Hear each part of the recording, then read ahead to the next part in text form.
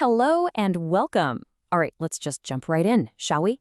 We're going to tackle one of the biggest, most fundamental mysteries in all of programming. It's a question that sits right on the edge of the digital world and, the real physical world. No, seriously, stop and think about that for a second. How on earth does typing a bunch of characters into a text file translate into pixels lighting up on your screen, or a motor spinning, or a little receipt printer buzzing to life? I mean, it really feels like magic. But today, we are going to pull back that curtain and show you exactly how the trick is done. And to get to the bottom of all this, we're actually going to follow the journey of one particular developer who just could not let this question go. So this guy, he started out as a web developer. And while all his colleagues were busy trying to center divs, we've all been there, he was completely obsessed with this question. And then, years later, as an embedded engineer, he finally found the answer. And it turns out, it's not magic at all. It's something way more elegant. And here's the really wild part. This entire grand illusion, everything from blinking a tiny little LED to changing the brightness on your laptop screen, it all relies on one single, incredibly powerful mechanism.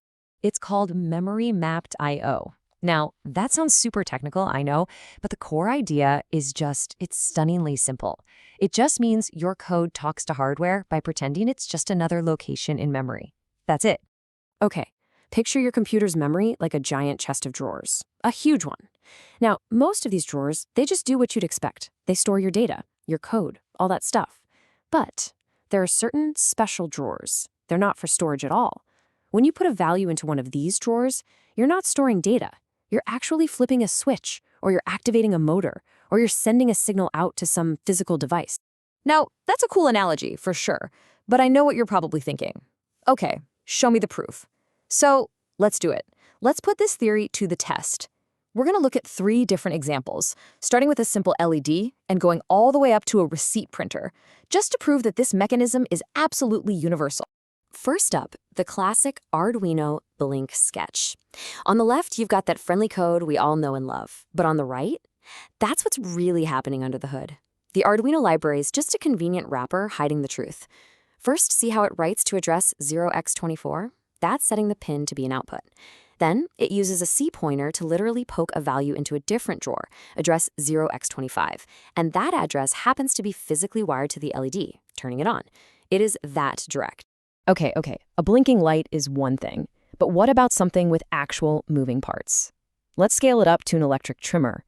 The high-level code, it uses these complex libraries to handle the motor and the button, but if you strip all of that away, you find the exact same pattern. It is just a sequence of memory reads to check the button status and memory writes to control the motor. No magic here, just direct access. And for our final piece of evidence, let's connect to the outside world with a thermal receipt printer. You'd think for sure you'd need some complicated library for this, right? Nope. You just look up the right memory addresses in the datasheet, you write a couple of values to configure the communication port, and then you just loop through your text, writing each character one by one to the hardware's special memory address. And that's it. Print complete. So, we've pretty firmly established that it works. We've seen the proof. But now for the really, really fascinating part. How does it work? How can a purely digital operation, just writing a number to an address, cause a real physical change in the world? This is it. This is the final layer of the mystery. What is happening deep inside that chip that translates that memory write into an electrical signal that can, say, turn on an LED? All right, let's break this down. Take a look at this slide. Notice how similar the 2 paths start out. Whether you're writing to regular RAM or to a piece of hardware, the CPU does the exact same thing. It puts an address and some data onto the system's main communication highway, which is called the bus. But then, in the second step, that's where we see the twist. For RAM, the memory chip just kind of grabs the data directly. But for hardware, a special component intercepts the request before it can even get to the RAM.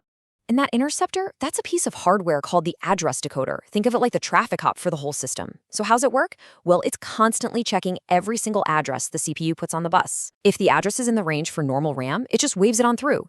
But if the address falls into one of those special blocks reserved for peripherals, the decoder reroutes the signal.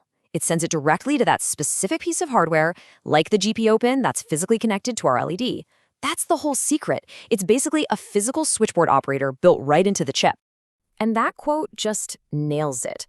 This concept is so crucial. It really is the fundamental theorem. It's the bridge that connects the abstract world of software to the physical world of hardware, creating this unified model where everything, from variables to peripherals, is all accessed through memory.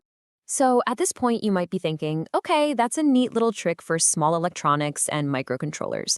But surely our powerful, super complex laptops and phones, they must work differently, right? Well, what if I told you that the exact same principle is at work inside the very machine you are watching this on right now? That you yourself could bypass all the fancy sliders and buttons and talk directly to your own hardware. Look at this number, this address. This is not for some tiny Arduino. This is a physical memory address on a standard laptop. And if you have the right permissions to get past the operating system's protections, writing different values to this exact address will directly control the brightness of your screen. No drivers, no software layers, just a raw memory write straight to a hardware controller. And that's really the big takeaway here. Once you peel back all the layers of abstraction, all the stuff that software developers have built over the decades, you find this one simple, beautiful truth. From the perspective of your code, hardware isn't some complicated, unknowable thing. It's just memory. You know, this knowledge, it completely changes how you see the world of computing. It's not magic. It's a system. It's an elegant design. So the only question left to ask is, if all it takes is finding the right address and writing the right value, what could you make the physical world do?